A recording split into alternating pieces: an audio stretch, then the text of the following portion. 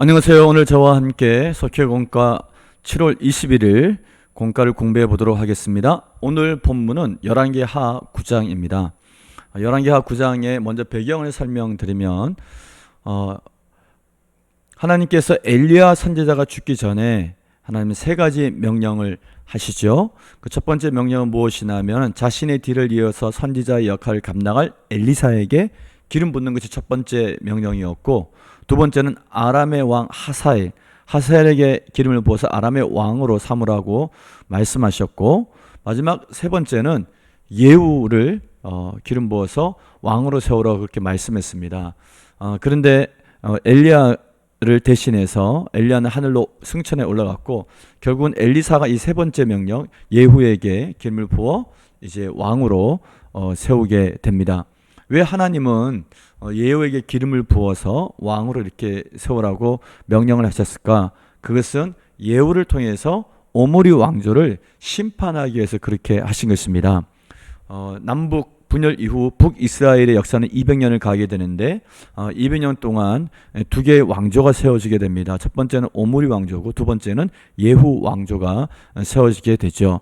오므리 왕조가 세워지는 과정을 보면 북이스라엘의 첫 번째 왕은 우리가 알듯이 여로보암 1세였습니다. 그리고 여로보암이 죽고 난 다음에 그의 아들 나답이 왕위에 오르게 됩니다. 근데 이 나답을 죽이고 왕이 된 사람이 바아사라고 하는 사람입니다. 이 바아사도 죽고 그리고 엘라가 왕이 됩니다. 그때 시므리라는 사람이 엘라를 죽이고 바아사의 모든 집안의 사람들을 다 죽여버리게 됩니다. 그리고 자신이 이제 이스라엘의 왕이 됐던 것이죠. 근데 시므리의 이 반란은 오래가지 못합니다. 일주일 만에 문을 닫게 되는데 그 이유가 오므리가 등장해서 그것을 제압했기 때문에 그렇습니다. 그러면서 오므리가 북이스라엘의 왕이 되게 되죠.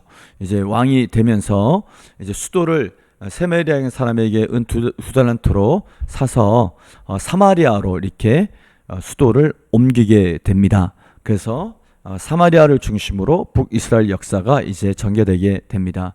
오므리가 죽고 아합이 이스라엘의 왕이 되죠. 근데 오므리가 자기 아들 아합에게 신부를 얻어준 사람이 지난 시간에 얘기했듯이 두로의 공주 이세벨이었습니다. 이세벨이 올 때 바알신과 아세라 신을 가지고 와서 북이스라엘 전체를 우상 숭배에 빠뜨렸다고 말씀을 드렸습니다. 근데 이 아합과 이세벨에 대해서 하나님은 엘리야를 통해 심판을 예고하셨죠. 그 심판을 예고하는 시점은 아합과 이세벨이 작당을 해서 나봇의 포도원을 빼앗았기 때문에 나봇을 죽이게 되죠. 그리고 그 포도원을 결코 아합이 가지게 됩니다.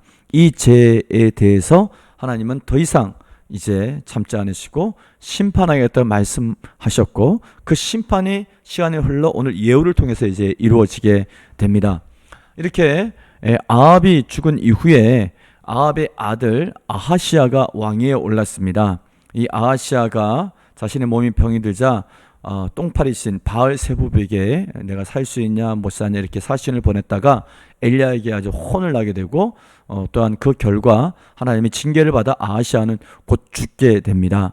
아하시아가 죽자 아합의 또 다른 왕 여호람이 이제 왕위에 오르게 되는 것이죠. 근데 여호람은 열왕기 하에서는 요람이라고 이렇게 기록이 되어져 있습니다. 요람과 여호람은 동일 인물입니다. 그래서 오므리 왕조는 오므리를 시작으로 해서 그의 아들 아합, 또 아합의 아들 아하시아, 또 아합의 또 다른 아들 여호람, 이렇게 4대가 이어지게 되죠. 이 오므리 왕조 때 활동했던 선지자는 엘리야와 엘리사였다라는 것을 기억하시면 되겠습니다. 그래서 이제 그 아하시아가 죽고 그 뒤를 이어 왕이 됐던 여호람이 이제 아람의 하사엘과 이제 전쟁을 벌이게 됩니다. 그 전쟁에서 아주 치명상을 얻게 되죠. 부상을 당하게 됩니다. 부상을 당했다는 소식을 듣고 남쪽의 왕, 남유다의 왕 아하시아가 이제 병문안을 오게 됩니다. 이 아하시아는 누구냐? 자, 남유다의 역사를 보면 남유다의 네 번째 왕이 여호사밧이었습니다. 여호사밧은 다윗을 길러 행했던 충성된 왕이었죠. 근데 여호사밧이 왕이었을 때 북이스라엘은 아합이 왕이었습니다. 둘이 관계가 아주 좋았습니다. 그래서 사돈을 맺게 되죠. 여호사밧의 아들 여호람과 아합의 아들 아합의 공주 아달랴가 둘이 혼인을 맺게 됩니다. 그래서 둘은 사돈 관계가 되는 것이죠. 여호람, 남유다의 그 여호람과 이제 결혼을 하게 되었던 것입니다. 근데 여호사밧이 죽고 왕위는 그의 아들 여호람이 이제 물려받게 됩니다. 그때 시집에 왔던 아달랴는 이세벨이 딸이었기 때문에 당연히 바알과 우상 신을 갖고 왔죠. 아세라 같은 우상 신을 갖고 와서 또 남유다를 우상 숭배에 빠지게 합니다. 그 결과 여호람은 8년 정도 왕위에 있다가 죽게 됩니다. 그리고 그의 뒤를 이어서 여호람의 아들 아하시아가 왕위에 오르게 됩니다. 이 아하시아는 그러니까 족보로 따져보면은 그의 어머니가 그달랴고 그달랴는 이세벨의 딸이죠. 그렇기 때문에 아하시아가 왕위에 있을 때 북이스라엘의 왕은 여호람이었는데 아합의 또 다른 아들 여호람이었는데 여호람과 남쪽의 아하시아의 족보는 관계는 어떻게 되냐 하면은 남유다 아하시아 왕의 외삼촌이 바로 여호람이 되는 것입니다. 그래서 외삼촌이 아람과의 전쟁에 나가서 부상을 당해서 이스라엘에 이제 치료받고 있다는 얘기를 듣자 병문안을 간 것입니다. 아하시아가 외삼촌 병문안을 이제 가게 되었던 것이죠. 그때 일어났던 사건이 무엇이냐면은 예후가 반란을 일으켜서 이제 엘리야가 예언한 대로 아합의 그 가문들을 심판하게 됩니다. 아합은 이미 죽었었고 그리고 여호람을 죽이죠. 그리고 이세벨 그의 어머니 이세벨도 죽입니다. 그리고 병문안 왔던 아하시아도 쫓아가서 죽이게 됩니다. 그리고 아합의 남은 아들은 수도였던 사마리아에 있었는데 약 한 70명이었습니다. 70명의 아들 아합의 모든 아들들을 다 죽이게 됩니다. 그렇게 함으로써 하나님이 엘리야 선지자를 통해서 말씀하셨던 아합의 가문을 심판하리라 하셨던 그 말씀이 이루어지게 됩니다. 헷갈리시죠? 남유다 북이스라엘 역사 중에 가장 헷갈리는 부분이 이 부분이기도 합니다. 왜냐하면 이름이 비슷해요. 똑같습니다. 여호사밧의 아들이 여호람이고 여호람의 아들이 아하시아입니다. 남유다의 4대, 5대, 6대 왕이죠. 그리고 북쪽에 이제 6대 왕이 오므리이고 그리고 아합 그리고 아하시아 그리고 여호람으로 이어지는데 아합의 아들 아하시아 그리고 아합의 아들 여호람이 왕위를 이어받게 되는 것입니다. 그런데 아하시아와 여호람 또는 이제 성경이 요람, 열왕기에서 요람이 되어 있는데 이 이름이 똑같아요. 남쪽의 왕과 북쪽의 왕의 이름이 똑같기 때문에 왕위에 오르는 순서가 남쪽은 여호람 아하시아고 북쪽은 아하시아 여호람입니다. 아합의 아들들이고 여기는 여호람의 아들 아하시아가 왕이 되었던 것이죠.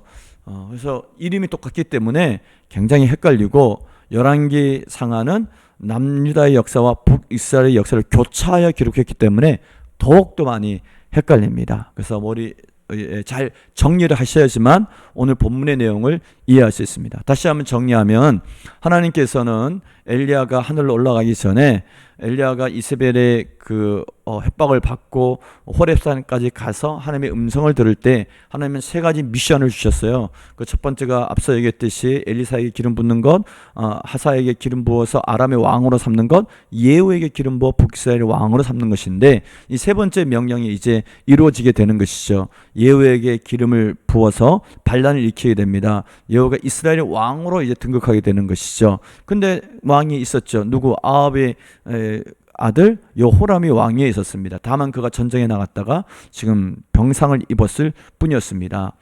근데 그 여호람을 죽이죠. 그리고 그의 어머니 이세벨도 죽입니다. 그리고 병문안 왔던 남쪽의 왕 아하시아 그러니까 이세벨의 외손자이자 또 여호람의 조카이죠. 그를 이제 죽이게 됩니다. 그리고 아합에 남아있던 모든 아들들, 북이스라엘 수도 사마리아에 있었던 70명의 아들들을 다 죽임으로 하나님이 말씀하셨던 그 말씀을 성취하는, 예후를 통하여 오므리 왕조를 심판하는 그 일이 이제 이루어지게 된 것입니다. 제가 다음에 북이스라엘 200년의 역사 왕조표와 남유다 350 왕조표를 나눠드리도록 하겠습니다. 그래서 그 왕조표를 보면 이해하기가 훨씬 더 쉽습니다. 자, 이렇게 이제 북이스라엘 그 오므리 왕조가 어떻게 심판받는지, 예후에 심판받는지를 설명을 드렸습니다. 자, 그래서 하나님이 계획하셨던 그 모든 일들이 계획대로 다 이루어졌다라고 하는 사실이 중요합니다. 자, 이와 같은 배경을 이해하시면서 말씀 나누도록 하겠습니다. 첫 번째 문제, 하나님으로부터 아합의 집을 치라는 명령을 받은 예후가 요람을 죽인 후에 죽인 두 사람은 누구입니까? 그래서 요람을 죽였다 하는 것은 여호람을 죽인 것이죠. 여호람은 앞서 얘기했듯이 아합의 아들입니다. 아합의 아들 아하시아가 왕이었는데 똥파리 신한테 묻다가 죽었고, 그리고 그 뒤를 이어서 여호람이 왕이 되었는데 여호람을 죽이죠, 예후가. 그리고 두 사람을 더 죽이는데 하나는 병문안 왔던 남쪽의 왕 아하시아를 죽입니다. 여호람의 외조카이자 이세벨의 외손자가 되겠습니다. 그리고 또 한 사람, 또 여호람의 엄마였죠. 여호람의 엄마였던 이세벨을 죽이게 됩니다. 자, 이세벨을 그 죽이는 과정을 보면은 이세벨이 예후가 이렇게 이제 이세벨이 있었던, 또 그 여호람이 전쟁 때문에 상주하고 있었던 이스라엘을 방문하게 되죠. 그때 성읍 유리 창문에서 위엄을 갖추고 하장을 했다는 것은 예쁘게 보이려는 것이 아니라 자신이 왕후임을 이렇게 그 권위를 드러냈던 것이거든요.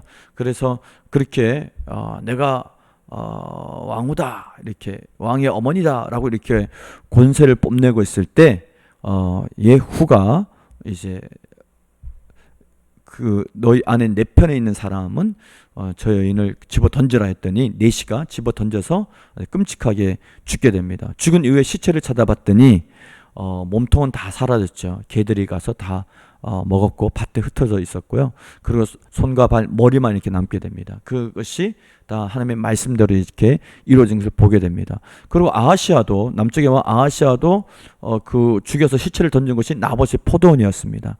그 나봇의 포도원에 행한 그 죄를 하나님이 아하시아의 시체를 그곳에 그를 죽이고 던짐으로 또 이것이 그때의 심판인 것을 말씀해 주셨던 것이죠.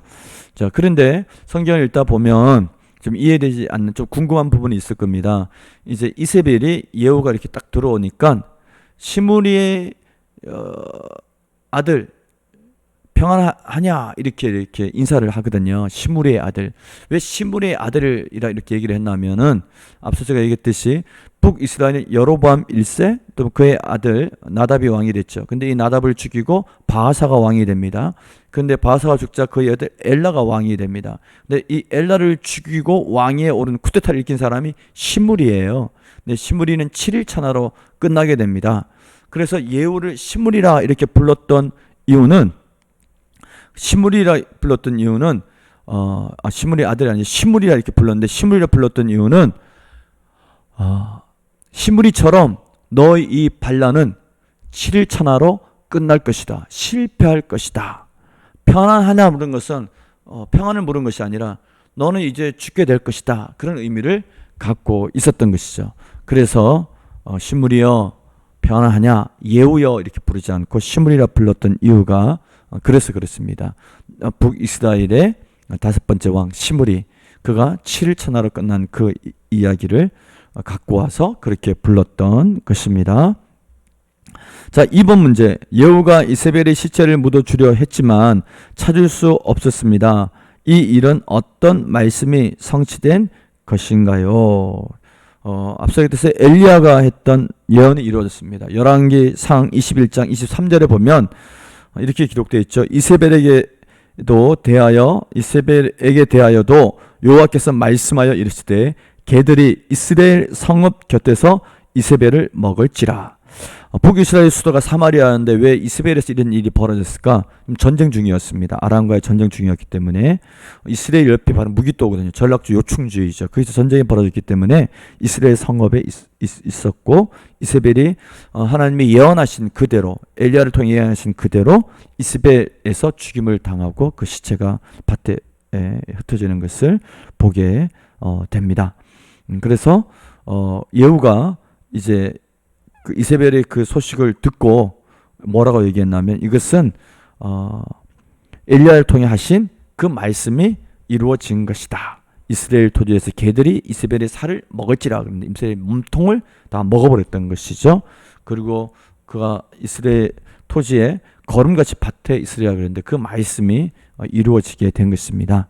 이처럼 하나님의 말씀은 푸르마르고 꽃은 시드나 영구의 소리라 그랬는데 1.1획도 틀림없이 다 이루어진 것을 보게 됩니다. 말씀 다지기 읽도록 하겠습니다. 재물이나 권력, 세상 그 무엇을 하나님보다 더 사랑하고 앞세운다면 그것이 바로 우상입니다. 우상을 쫓는 인생은 비참해집니다. 죄의 길은 아무리 화려해 보여도 망하는 길입니다. 하나님은 택하신 백성을 의의 길로 부르시고 인도하십니다. 하나님의 예수 그리스도의 십자가 죽음과 부활로 예비하신 생명길을 따를 때 우리는 영원한 복락을 누릴 수 있습니다. 그러므로 우리에게 가장 좋은 것을 주기 원하시는 주님을 어떤 대상보다 사랑하며 그분 말씀에 순종하는 것이 마땅합니다. 작은 죄도 용납하지 않고 주님을 기쁘시게 하는 선택을 하며 살아야 합니다. 아멘.